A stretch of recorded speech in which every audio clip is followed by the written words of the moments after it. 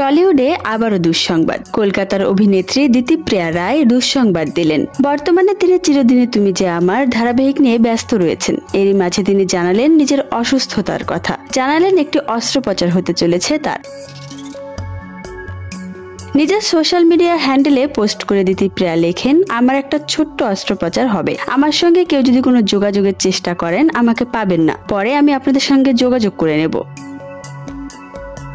জানা গেছে অভিনেত্রী নাকের হাড়ে একটি সমস্যা দেখা দিয়েছে। 2 বছর আগেই অস্ত্রোপচার হওয়ার কথা ছিল, কিন্তু কাজের ব্যস্ততায় তার হয়ে ওঠেনি। মাঝে মাঝে তার নাক দিয়ে রক্ত পড়তো, তবু তা নিয়ে শুটিং চালিয়ে যাচ্ছিলেন পর্দার রানীমা। শুটিং স্পটেও অনেকবার তার নাক দিয়ে রক্ত পড়েছে, তবে বিষয়টিকে সেভাবে আমলে নেননি অভিনেত্রী।